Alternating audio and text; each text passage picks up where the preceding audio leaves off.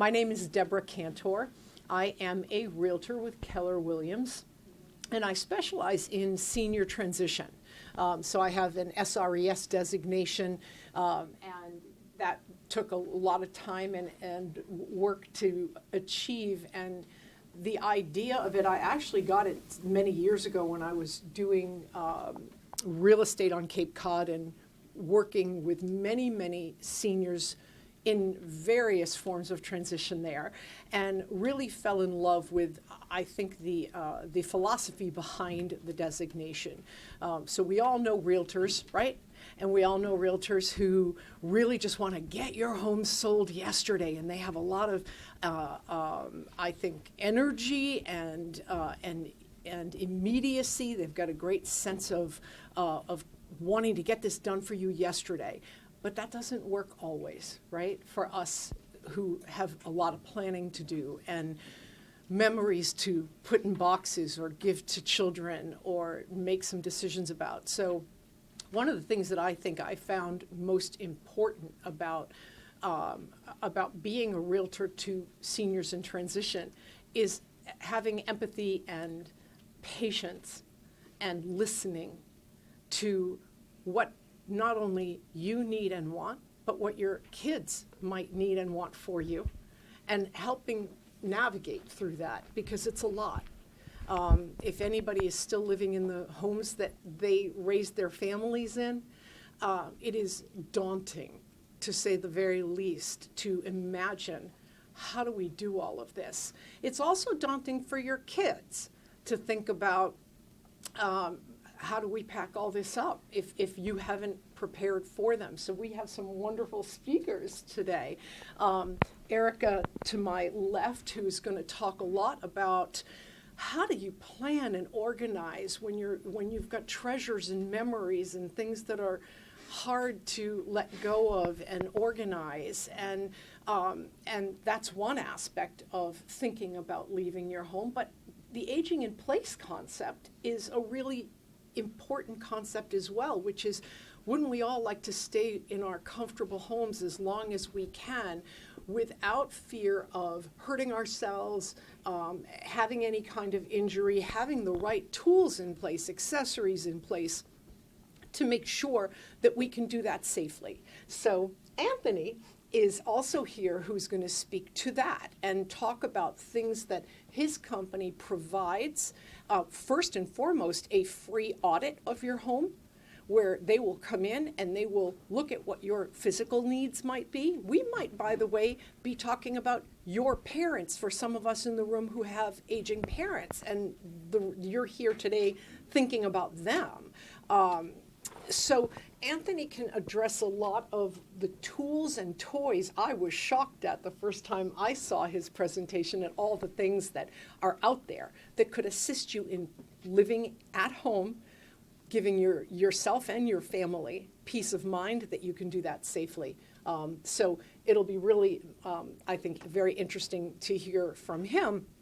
And there's somebody who we hoped was going to be here today, so I'm going to speak quickly about her. Her name is Lori Steves, and Lori owns a company called Elder Care Services.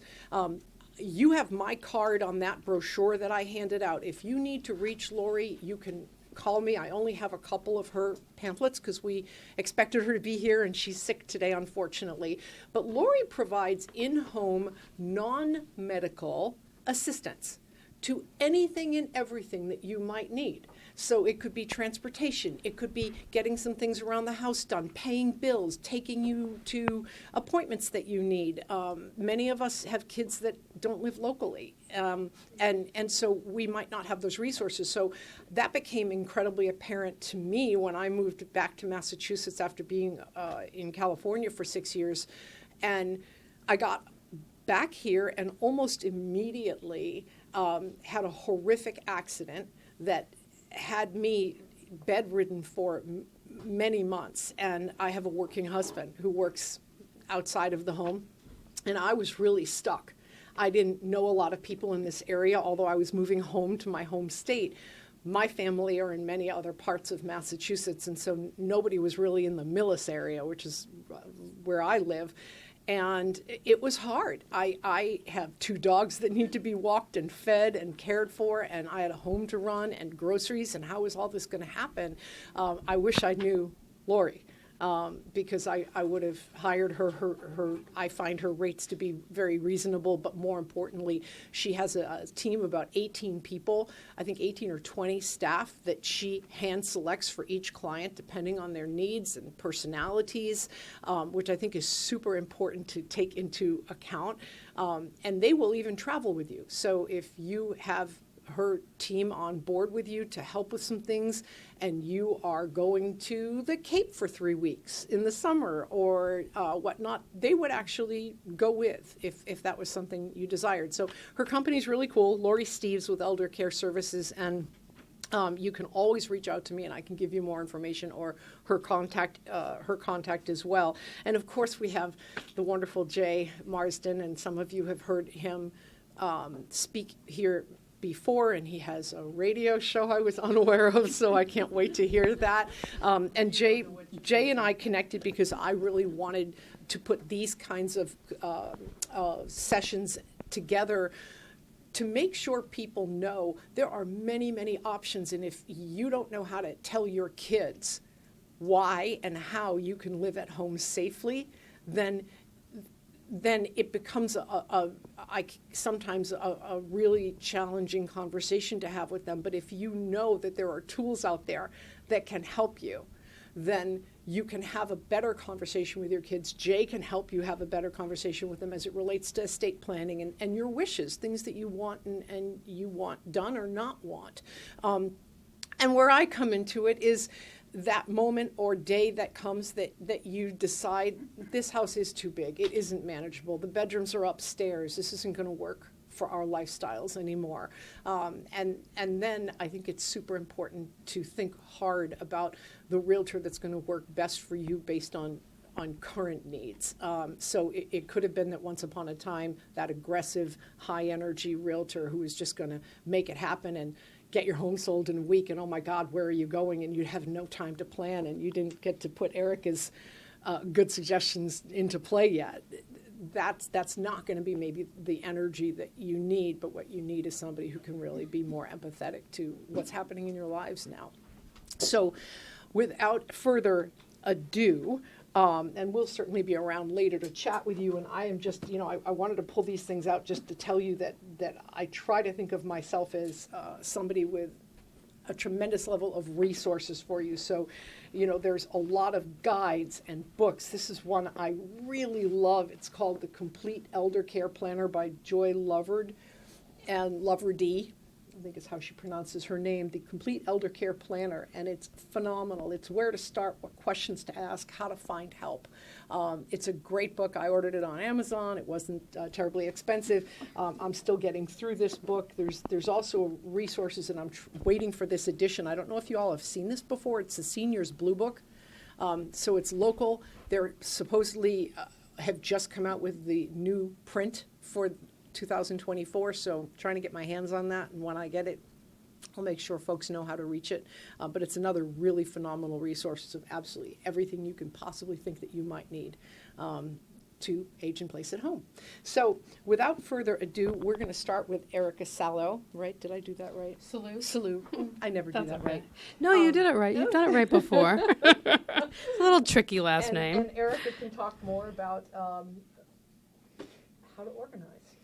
It was almost that you were in my head or with me last night, because I was out with a realtor friend who's a really big realtor in Boston, and he was saying to me, we're having dinner, and he was saying to me that the homes that he sells, when the people call him, that they said they don't care that they're leaving all this junk to their kids, and they're just like, who cares? I'm not going to be here. And they just keep all their stuff, and they're not decluttering. And he's selling $1 billion homes, and I'm thinking, those aren't the calls I get. I get the calls from people who are thinking, I don't want to leave this disaster to my kids. It doesn't matter if it's high-end stuff or stuff that a lot of people would think is junk. It's a matter of, do we want to be prepared? And so I was thinking that's really interesting, the difference between what he sees in his practice and what he's doing in his real estate business and what I see. So I want you to think about these two scenarios and think about which you'd want to be. So, and these are real client scenarios of people who've called me. So two people in their 80s during the pandemic, they started seeing each other. So new relationship, even though they're in their 80s, and they're living in this condo in Cambridge, which is where my business is.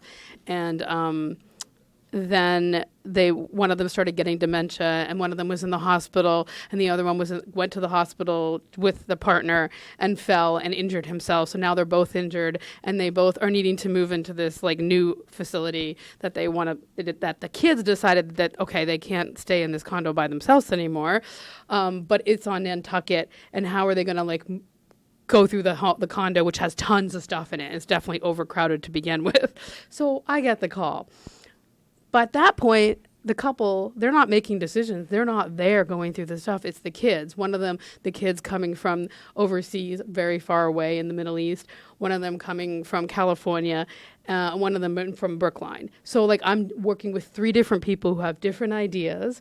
Some of them haven't even met each other because the couple hadn't been together that long. Plus it was during the pandemic. So like they weren't seeing other people or visiting.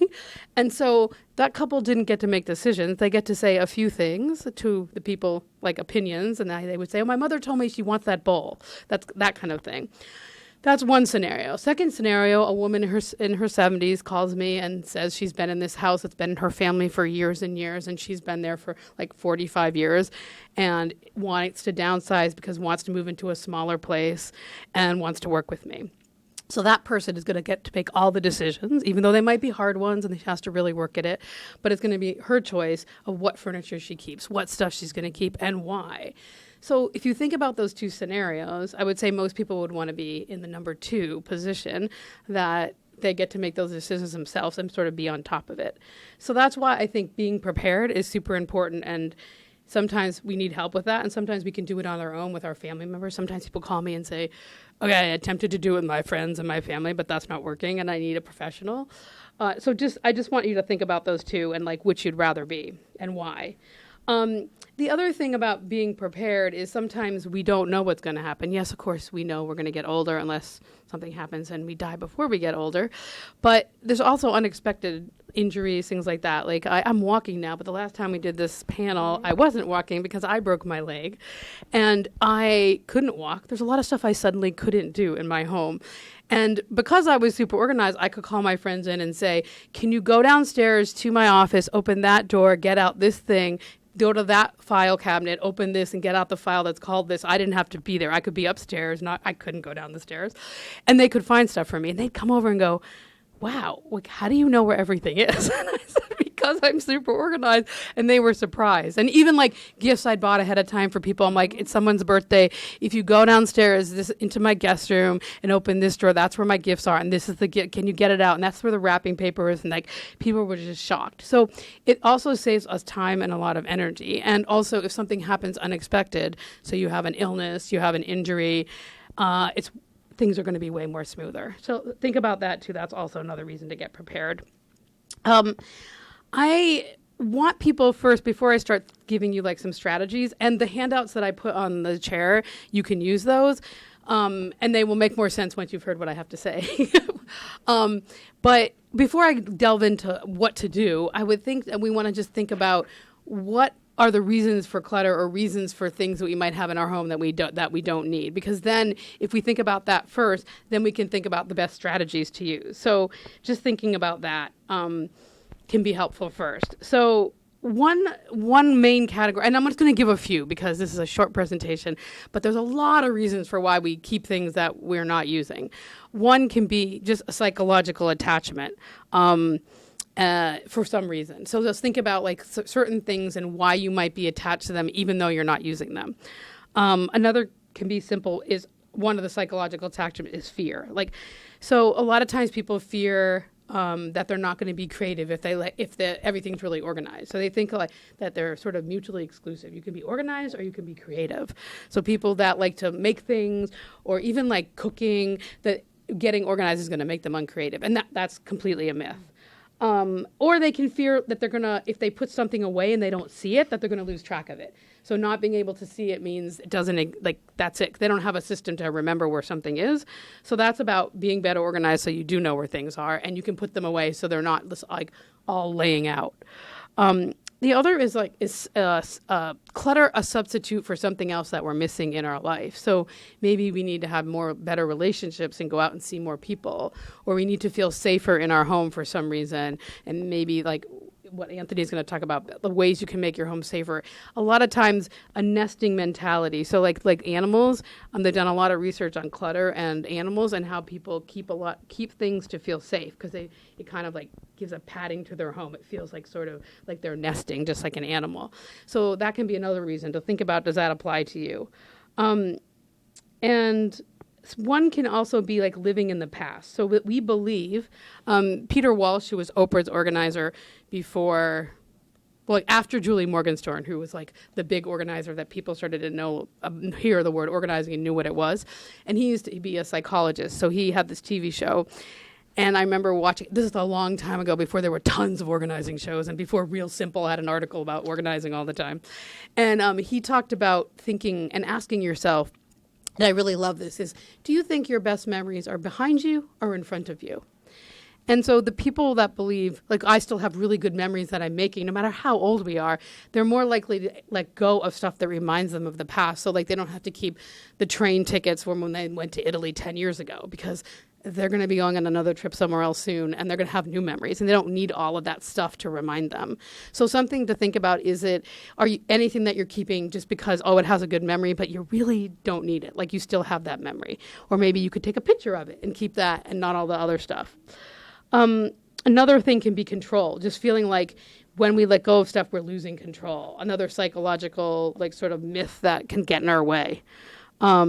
Guilt can also be another one. Like people gift us stuff and we think we have to keep it. That includes furniture.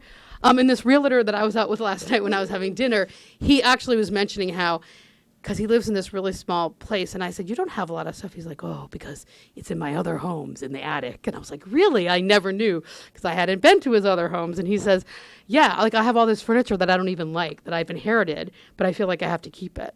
So thinking about are you really going to use that stuff, whether it's a piece of furniture or a piece of clothing, that it's not the person that gave it to you, but people have a lot of gift guilt, and I see that a lot. Also, a really big one can be trauma. Like people can have a trauma. It doesn't have to be related to organizing. It doesn't have to be that, someone when you were 10, cleared out your room and got rid of all your stuff and you weren't there. It could be completely unrelated, like losing a parent, having some sort of abuse when you were a kid. Any of that can trigger for us to hold on to stuff when we don't really need it. So I just tell people to think about, if they can think about having a growth mindset, how can they change? If they believe they can really do something differently. If you have some clutter, even if it's not a lot, what you can let go of, because everything we own, I always tell people, owns us. We have to take care of it. We have to clean it. It's part of our home. And so the less we have, the more time we have for actual events in our lives and activities instead of stuff. So what I'd like to do now is just talk about a few simple strategies. And some of these I put on the handout that I gave you, so you can walk away with them and see which ones you want to use, because it's easy to forget the ones that I tell people. First is think about if you have any storage units. I tell people, get rid of storage units, because you're paying for something that you're not even using. And think about how much you're paying for it and how much the stuff in there is worth. So some people I've cleaned out storage units, and there's furniture, once again, just like I told you my friend was talking about, or there's paperwork, like back taxes, and they're paying $80 a month to store that stuff. So go through that. And as Americans, we have a really big issue with having too much stuff, and storage units is a total American thing. Do you really need a storage unit? The only reason I believe in a storage unit is if you're moving from some place to another and it's a temporary thing, you're putting something in somewhere because you don't have a new place to put it, but not long-term storage. It's really, people can usually buy the stuff 10 times over by the time they clean out the storage, or someone else cleans out their storage unit, like their kids, when they're not there anymore. Family treasures, if there's stuff like photos or things you might want to give away to family members and you think they want them, think about having a little party where they come over. Even if people are far away, you can send them pictures and ask them, because so often I see that my clients say, my kids want this. And then we ask the kids, I make them ask their kids and send them here, text them photos of this, literally ask them. And the kids don't want the stuff. I'm keeping these blocks because my kids are going to have kids one of the days and they're going to want those blocks. And the kids don't want them. And it's more that they're holding it onto it because they have a memory of their kids playing with it. It has some warm memory for them, but their kids don't really want it. So give them the choice. And if they want it and they're grown adults, which I'm thinking like you guys probably have grown adult kids, let them put it in their homes. They can take it and put it in their homes. If they really want it, they'll take it. And if they don't want it, then they won't take it. And then you can donate it or get rid of it.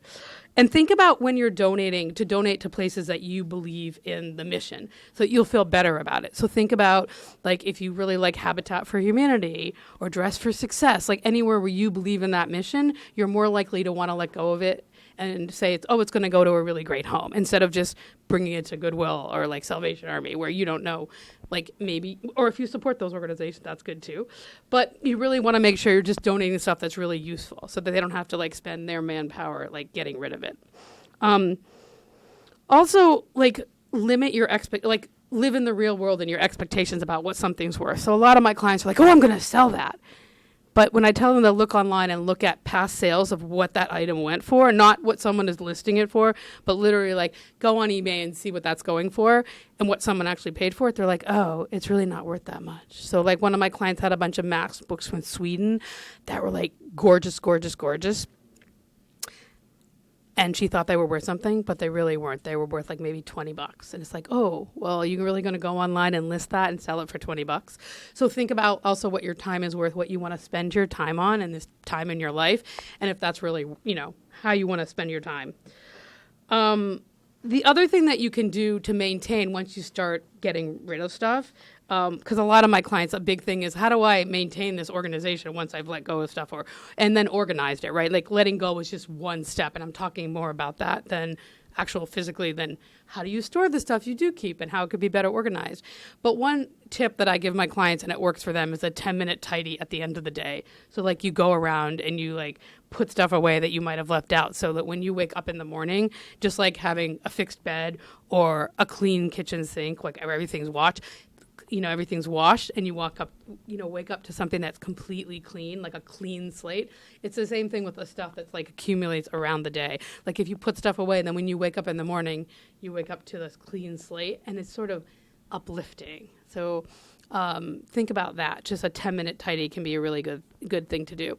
On my handout, I also mentioned this little trick. It's a little game called Friends, Acquaintances, and Strangers that you can use for any category in your home. It could be your pots and pans. It can be your sweaters. It can be anything. Where you put down pieces of paper that say friends and acquaintances and then strangers, and you sort into those categories for anything. And it really helps people discern what's really something that they, for instance, let's say we're doing sweaters. I wear them all the time. I look great in them. I wore it yesterday. It's awesome. To, sometimes that's the acquaintance one. Like, it's like, it's not like a really good friend, but once in a while I wear it, to like, oh my gosh, this looks horrible on me. It doesn't fit me. It's old. I never wear it because I'm always wearing the other two. And then usually my clients can easily let go of the strangers. Usually they let go even some of the acquaintances, except I had a client the other day who did her shoes and she had 50 million shoes and she literally kept half the acquaintances. And that was like shocking to me because most of my clients let go a bigger percentage of the acquaintances. And she was even going to sell them because she had a lot of expensive shoes. And then they always are keeping the friends because those are the things that like they love the most. And you can do that with anything. And I find that little game actually helps people get really a lot clearer if they have like a attachment and they've had like sort of a struggle. Thanks for having me today. My name's Anthony Cordero. I'm the Aging in Place Specialist for Home Health Smith. So we're a Rhode Island-based family-owned company. What we do is we provide custom solutions to help people stay in their homes more safely. Our company provides services in Rhode Island, Massachusetts, and Connecticut. So what is aging in place? So the Center for Disease Control defines aging in place as the ability to live in one's own home and community safely, independently, and comfortably, regardless of age, income, or ability level. So what are some of the problems that people are facing today? So there is an increase in the aging population. Everyone's getting older. It's something that we unfortunately can't stop from happening. There is an unprecedented demand on professional health and social service organizations. Current home environments are not typically set up to fit the needs of aging people. And there is a big push now for seniors to stay in their own homes as opposed to going to a facility long-term or assisted living. And since COVID-19, there's also a big push because in facilities there does tend to be spread of infection, so that's a concern of people as well. So here's just some statistics. I won't go over everything, but this just kind of goes over some of the cost of living for seniors today. So actually in 2029, 7.8 million Americans aged 75 and up won't actually be able to afford assisted living. Annual financial resources of $60,000 or less, but will make too much to qualify for Medicaid. Unfortunately, Medicare does not cover the cost of assisted livings, and they tend to be very expensive to stay in one. So that's where we come in and, give recommendations and solutions to help people stay in the homes that, that they've built and they love so much. So things to think about when making the home safer. As was mentioned before, we do provide a free home assessment. So we'll come out, like I said, Rhode Island, Massachusetts, Connecticut. Whether it's residential, we do some commercial work as well, but we would make any recommendations, and at that point, this would be internal and external for the building. And we provide you with pricing proposal at that point with no pressure to buy. So I'm just going to go over some examples of some of the products that we offer, exterior and interior of the home. So here's some examples of some exterior modifications that you can do. This is in regards to some lighting, and right here we have an automatic door opener. So if someone is wheelchair bound or using a walker or just not strong enough to be able to open a door, they have automatic door openers that can, give you the solution to be able to walk through. There's some exterior lighting. This is some smart exterior lighting that you can have automated, so you can have them on a timer, come on at a certain time of day, go off a certain time of the day. Some walkway lighting, just to make it more safe to navigate the outside of your home. We also do threshold and foam ramps. So these are just small aluminum or rubber ramps that can be installed on a threshold either to get into a home or somewhere on the interior of the home, whether it's going from a kitchen to another room, a breezeway to a room. So we have the rubber options that can be cut to size, and then we have some aluminum options as well. And then for kitchen modifications, so this picture is actually from our showroom. So we actually have a state-of-the-art showroom in Portsmouth, Rhode Island, which is where we're based. So Rhode Island Kitchen and Bath were nice enough to build this space for us. So here's some examples of some things that you can have installed that will help. So you've got wall-mounted cabinets at various heights. You've got motion-activated faucets, roll-under stovetops, so if the person is still able to cook, it's all wheelchair accessible, rails on cabinets, push-button microwave drawers, just anything to kind of make everything accessible and easy to reach for people that need it. And then we'll go to bathroom modifications. One of our standard things that we install are grab bars. It's a simple solution for people. Bathrooms are actually one of the top places in the home where accidents happen the most. So we do standard stainless steel grab bars, but we also offer some custom pieces as well. We do a lot of work with Providence, New Bedford, and Boston, VA. So we do a lot of installations of grab bars and equipment for them. And we also work with the PACE program, which is a nonprofit program. So here's some other options. So we actually work with a company called Home Mobility Pros. They're based in Rhode Island as well. They do full bathroom modifications. But this just gives you an example of a barrier-free shower, some grab bars and rails that can be installed on the toilet. And then, of course, we offer some durable medical equipment like shower chairs, transfer benches, things like that. So we recently started doing the clean cut which is a tub cut. So if a full bathroom remodel is not in the cards for somebody, this is a good, affordable, easy solution for people. So it's just a cut into the tub, and it allows you to get in and out of the tub safely without having to do a full remodel. And it also comes with the option so that you can put a plug into the space so that if you still wanted to use the bathtub as a bathtub, you have that option. So this is a nice, more cost-effective option for people. And then moving on to the living room. So we work with a company called Standard. They make some affordable, easy to put together products that can be installed easily on a chair or a couch. Here's some examples here. So this is a couch cane with an assista tray, and then they have one without a tray as well. Basically how it's designed is it comes with a footprint that the furniture itself would sit on to hold it in place, and it gives you an extra handhold to be able to get you in and out of your seat more easily.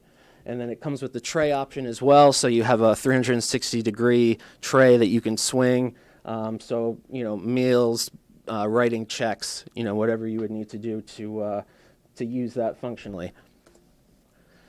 And then some more products here. So we actually have a partnership with Cardi's. In our showroom, we actually sell their electric lift chairs, which is a good solution for people that have issues standing up from a seated position. We have the Royal Easy Chair, which these are very popular in nursing homes, actually. So I don't know if you've ever been in a nursing home, assisted living. It's dinner time, lunchtime. Everyone's seated at the table, and you go to drag that chair. So this gives you the option where you actually step on a pedal. It lifts one side of the chair with wheels so that you can actually easily pull the person out. And then we have stuff like this. So the security pole, it's a tension-mounted pole that is not permanently installed in the ceiling. It's tension-mounted. That can be installed anywhere in the home. A term that we tend to use is furniture surfing. So you may have seen people that go from the couch to a table to a chair to kind of get around. This makes it a lot more safe to do so. It gives you the extra handholds, and it's secure. And just a couple more for the living room. So same company, Standard. This is the Easy Stand and Go. It just fits in between a couch cushion with a U-shaped design, and it gives you 2 extra handholds on each side to be able to get up. Lever extenders for chairs, and this Up Easy portable seat. So if a lift chair wasn't an option for you, this is another solution. It can just be put on any chair, and they have manual and motorized versions so that once you sit on this, it brings you down so you can sit comfortably, but when you go to get up, it lifts it up for you, so it gives you that assistance to be able to get into a standing position. And then I just wanted to touch on briefly smart technology. So we're big fans of smart technology and how that they can assist you in the home. So when it comes to smart lighting, medication reminders, audio sensors, motion sensors, a lot of things can actually be automated in the home to allow you to live in your home safely. Things that can alert family members in another location. Just things that make daily living a lot easier for people. Security cameras, pill boxes that have reminders. There's a lot out there in terms of smart technology. Then we'll move on to bedroom. A lot of the similar things for the living room, but we apply to a bed. So bed canes. It fits in between the mattress and the box spring or whatever base you might have if you have a lift bed. There's a strap that wraps around it that holds it in place. And these are just some of the options. You have the bed cane itself, which is just a handhold, but then you have adjustable bed rails as well. So if a hospital bed wasn't an option, but you had somebody that has a tendency to fall out of bed, a bed rail is a good option. It can be extended, and it can actually fold down as well, so if you need to get over it. And then we also work with California closets. There's just a couple pictures of how a closet has been modified to make it more accessible to someone in a wheelchair. So installing, racks and cabinets low enough to be accessible, but then we also have racks that are motorized so that if you have them on a top shelf, they actually come down to you. And then we do modular aluminum ramps. So they're all mesh designed, so any elements, rain, snow, goes right through, so there's really no upkeep on them. And we do offer rentals of ramps as well, and we also do them commercially. And here's just a couple options of some other designs of some of the modular ramps here. And then stair lifts. Stair lifts is a very popular item that we sell. So if you have issues getting to upper floor, bottom floor, this is a good solution for people that can't use the stairs. So these are just examples of a straight stair lift. So it's just a straight rail on a straight staircase, one floor to the next. You have a remote. They're battery powered so that they continuously charge. In the event that you lost power, they would continue to run off of battery power. So they have the straight stair lifts, but if you had a curved application, we do those as well. So this is it's a specialty item that would be designed specific for your stairs. But if you have curved stairs, there's solutions for those as well. And then we also do outdoor stair lifts. So if you needed to get from driveway to a deck or something similar, they have outdoor applications. They're all fully weatherized to withstand the elements. They come with a cover, so if it rained or snowed and you weren't using it, they suggest you keep it covered. But that's an option that we offer as well. And then we actually also do ceiling lifts. So you might have seen something similar, a Hoyer lift you might be familiar with. So this is a same idea, but essentially what it is it's a portable lift with a track system. So tracks would be installed in the ceiling depending on where you needed the assistance, and on the overhead track you would have this motorized device mounted to it. So this helps with people that are max assist, need to get from one location to the other, to the bathroom, shower, living room. The system itself is actually portable, so you can actually take it down from one track and move it to another room and then put it on another track. So you can technically have one unit, you would just need multiple tracks in the home. And here's just a couple of examples. Here's the track right here that'll allow the person to lift over the toilet. And then in here too, there's some more tracks that you can see as well. And then we do vertical platform lifts. Some people may know them as a wheelchair lift. So this is a good application for commercial and residential. So we do indoor and outdoor versions of the lift. So we do this model here, and then we have an enclosed model as well. Here's just some photos of how they would work. So we would lift here right up to the deck to allow straight through access to the door. Here's an enclosed model here. You can see it's fully enclosed front, sides, and the back. And then here's one that was installed indoors. These are actually very popular as well in garages. So this is a good application for people that are in a wheelchair, walker, and just need to be able to get to an upper level. And the vertical platform lifts can actually do 3 stops. So the most that you can do on a VPL is a 3-stop.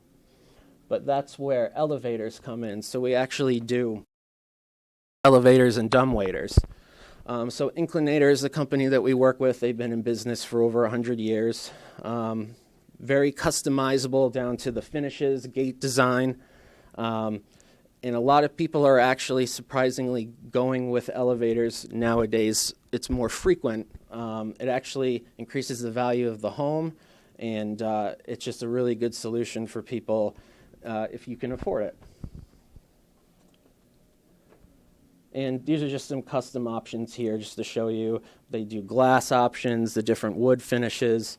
They can really customize it down to every little detail that you want. So you might ask, how are these items paid for? A lot of them are pretty expensive. So you can always do private pay, which is self-funding, paying out of pocket. Medicare does not pay for this type of equipment. Most insurances don't. It is something that's worth looking into with your insurance to see if they do reimburse certain types of equipment. But just a couple options here. I know we're not in Rhode Island, but Rhode Island offers a home modification grant that offers up to 50% or up to $4,500 of the installation of new equipment. Massachusetts also has a loan program which provides up to $50,000 for home modifications. So it's the HMLP program. It's interest-free, and it's to be collected at the time that the home sells, or if the title was transferred. So that's just sort of a small overview of what we offer. There are more products that we do offer. We have our state-of-the-art showroom, like I said, in the Portsmouth Business Park in Rhode Island. Everything that I've mentioned here and more is on display. We have a working elevator you can ride, working VPL, stair lift. All the products are there to touch and feel. And we were recently lucky enough to be on This Old House, a recent episode of This Old House, which was exciting for our business owners and for the company as a whole. It's actually brought us quite a lot of customers. But essentially, that's just an overview of what we do at Home Healthsmith. I have some cards and some brochures in the back. If you or anybody you know needs a free home assessment, we'll be happy to come on out, make recommendations, and see what we can do to help you out. We're on Facebook, Twitter, and LinkedIn. We have our website, homehealthsmith.com, and everything that I've talked about today is on that website as well. So my name's Jay Marsden. I am an attorney here in Holliston. I'm an elder law attorney. My office is over on Washington Street, the senior center. Yeah, I'm no stranger to being down here. We come down here probably once a month. We do a 4-hour legal hour for 4 hours, where we do about a half-hour appointment for anybody who's interested, anybody who has questions, and the questions run the gamut. We get questions about trust and estate work that we do. We get questions about dog bites. We get questions about, you name it, we get questions. So we try to help out as best we can. We do that, like I said, we do that once a month, just as a way to kind of give some information for folks so they can figure out. It doesn't cost anything. We just come in and we sit down and make an appointment, block off a half hour, and if it needs more than that, we can make some extra time for that. In addition to my practice here in Holliston, I also do a radio show on Saturday mornings. We tape it during the week on Wednesdays. The radio show is every Saturday at 11 a.m. It's called Money in the Law. I do it with a good friend of mine who's actually a direct competitor of mine in the wealth management space, but he's been a long-time friend, and we get along famously, and we have no concerns. There's a fair amount of banter. We give each other quite a bit of business on the show. It's designed to talk about all things legal, all things money, and how those two worlds come together, which is what we do at our practice. My background is I've been an elder law attorney since 2002. And in addition to being an elder law attorney, I also worked at Fidelity for about 17 years.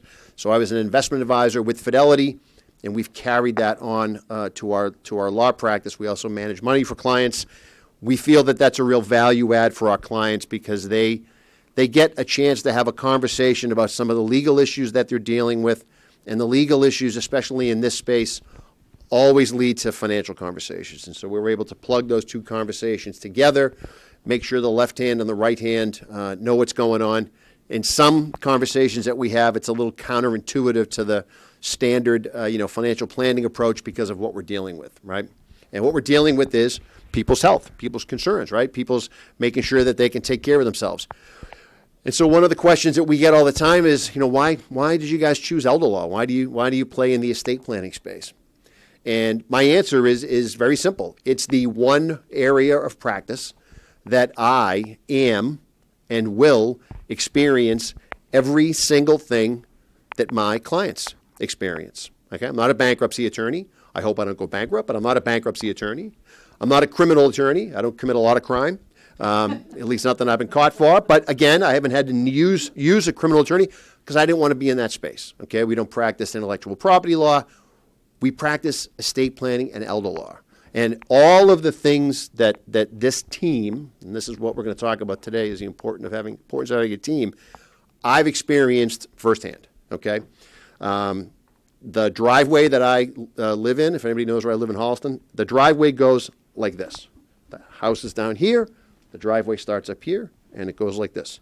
I call it not the driveway anymore. Now I refer to it as I get older as Broken Hip Hill, because what's going to happen? As a matter of fact, today I had to wear normal presentation shoes, not boots, and I couldn't take my car because my car won't get out of the driveway because my car is something I inherited from my father.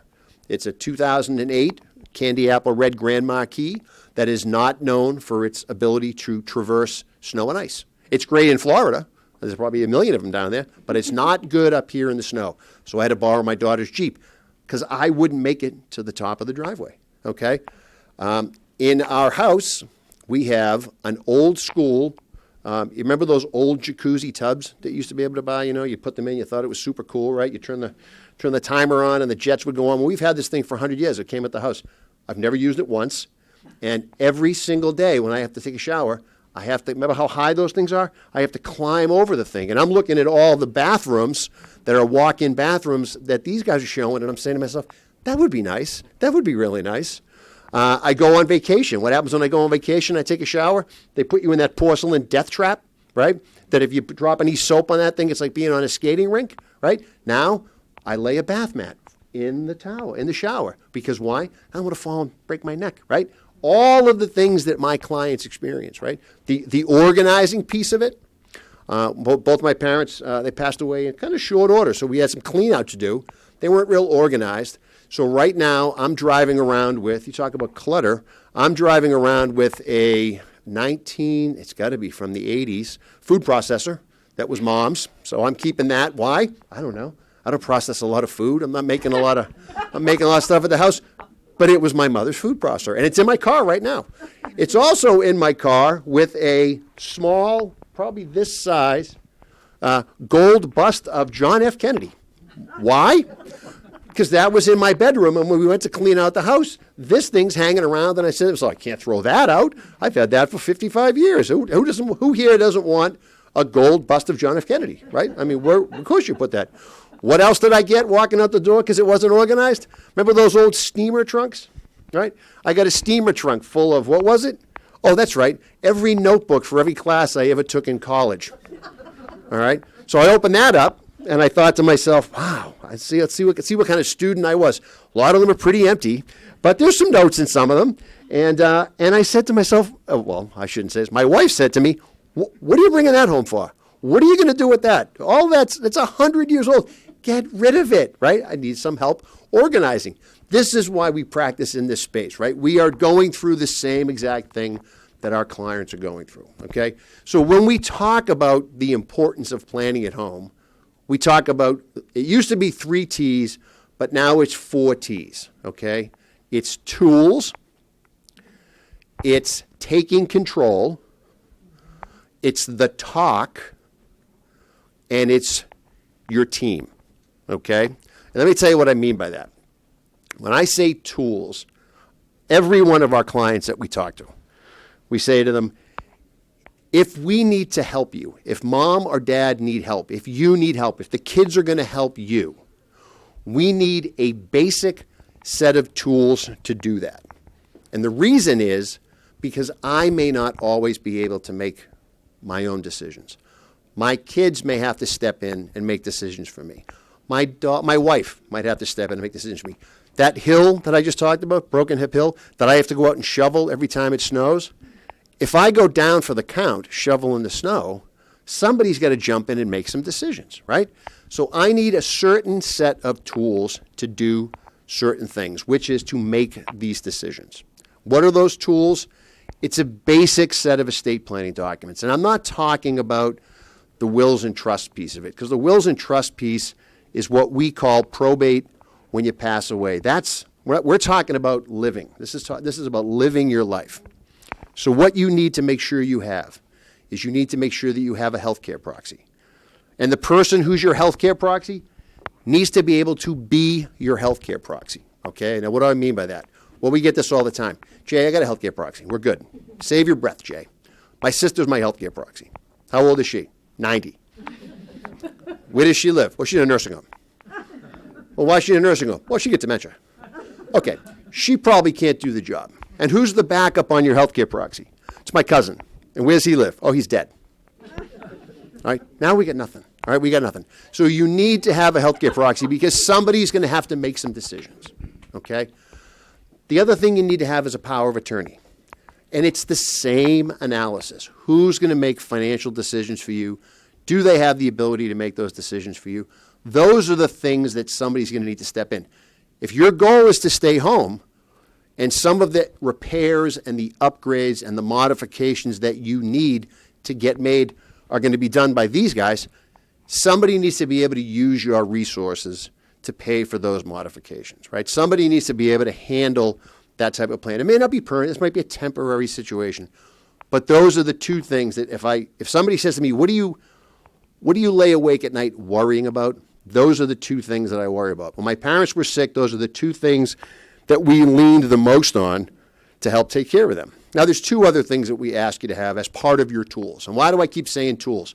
Because that's exactly what these are. I don't know what the situation that we're going to need to use these for, but these are going to be used, right? You use a hammer for a certain project, you use a screwdriver for a certain project. These operate the same way. So, two other things that we love to have you see is we want you to have a HIPAA authorization form. It's a permission slip.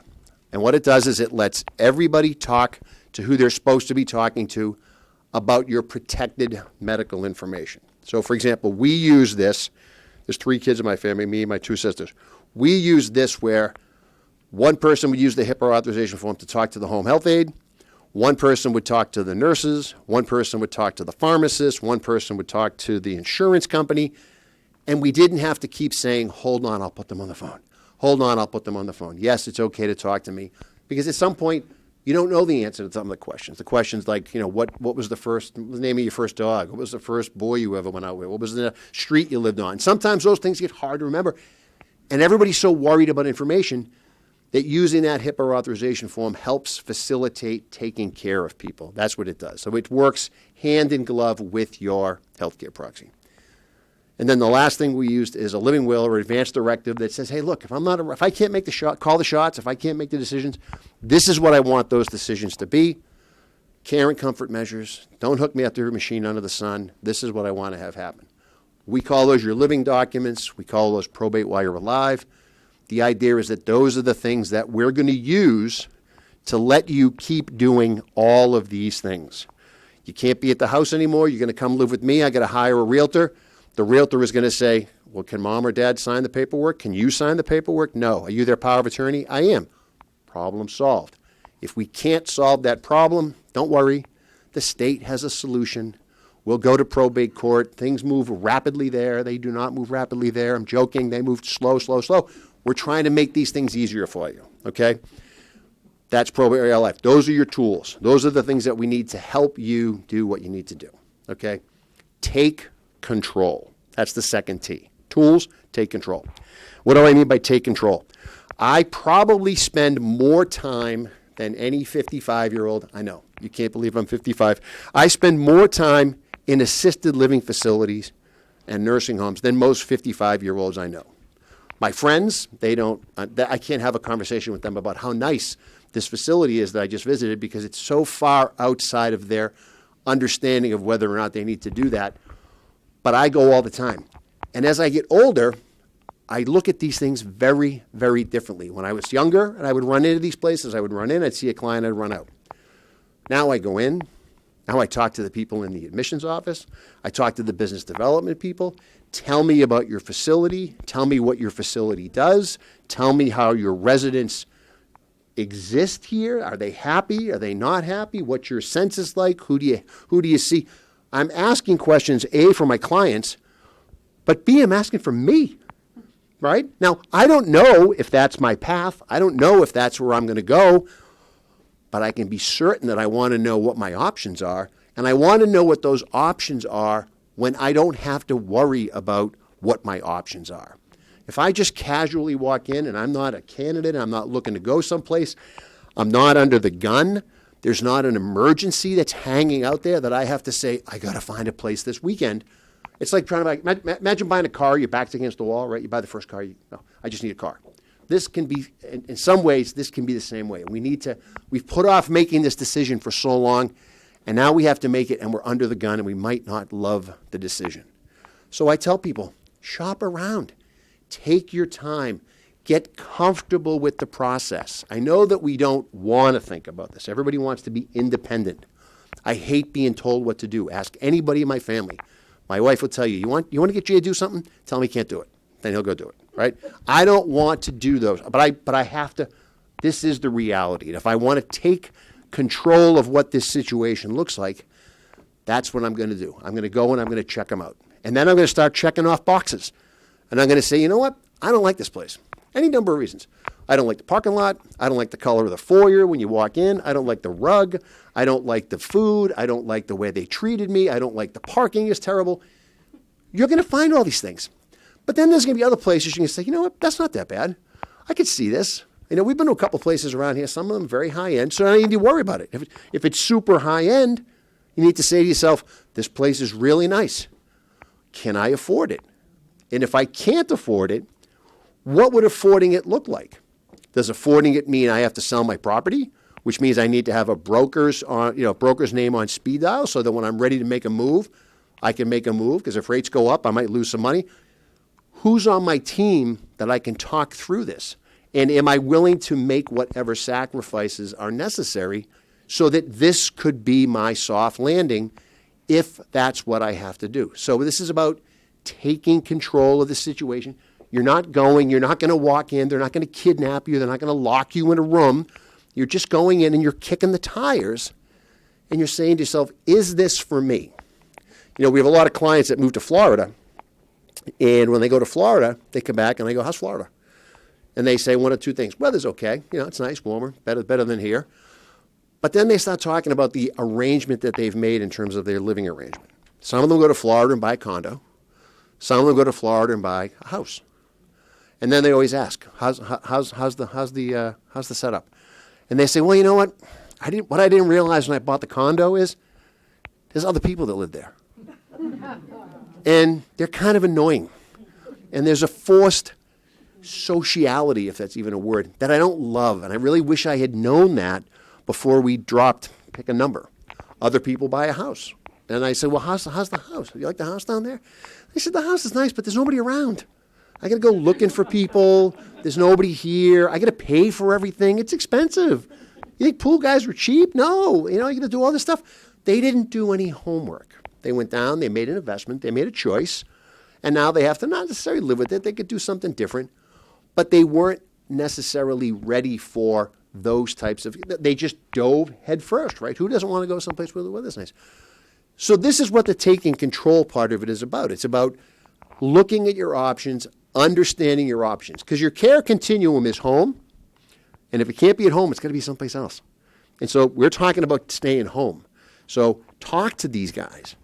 Talk about what is making my house, oh my God, when you have a company and you clean your house up and you're like, this place is all right, all cleaned up, huh? Kind of like it here, right? Rip some stuff out, right? Fall back in love with your house. There's nothing wrong with that. You can do that. Make some changes, right? And if you want to be there, let these guys show you the beauty of a walk-in shower, not this, right? Because that's a hassle. You don't want to do that. So, again, take control. And then the third T is you got to have the talk. I'm not talking about the birds and bees talk when you were kids. When you had kids and you have to have that awkward talk. And I think moms usually got that job. I know my father would never give the talk. But anyway, you have to have the talk with your kids. You have to talk to your family. You have to say to them, this is my plan. And you can have multiple plans. But this is plan A. Plan A is right here. This is it. This is my forever home, okay? And I'm going to do everything I can to stay here. And if that means making changes, making improvements, making modifications that cost you your inheritance, sons and daughters, that's my decision. And that's why I'm doing it, because I want to be here and I want to be as independent as I possibly can. I say that because people will come in our office and they'll say, we're trying to keep my mom home, and we're trying to spend as little money as possible to keep her there, and we don't want to make any of these types of improvements that would do two things: wildly improve her quality of life and take a lot of the pressure off of us, right? Because as you know, sometimes the kids don't always get along. And sometimes they're thinking very different things about what's in mom or dad or mom and dad's best interest. And sometimes, I hate to admit it, but we see it, some of those conversations are driven by their own best interest, okay? If you don't talk about money with your kids, don't worry. They have in their head what they think your worth is, okay? I will tell you this all the time. If you think your kids haven't Zillowed the value of your house, you're insane, okay? They absolutely know, okay?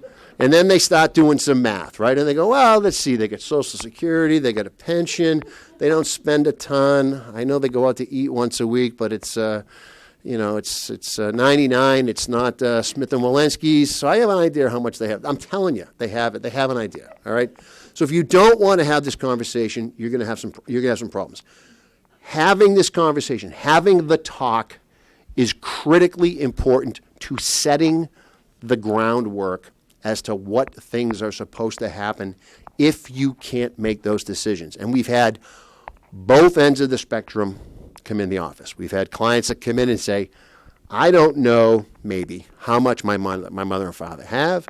I don't know who their broker is. I don't know they've kept it close to the vest for 100 years. And so I tell people, I'm going to ask you a question. How much money are we working with? I'm not asking it to be nosy. I'm not asking it to be annoying. I'm not asking it to adjust my rate upward or downward, all right?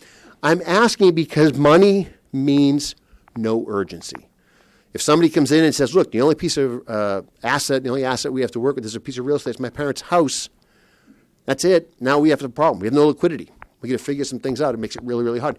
If they come in and they say, well, they get decent-sized 401k, they get a house, they get a couple of bucks in the bank, okay, everybody take a deep breath. We've got some money to do some things.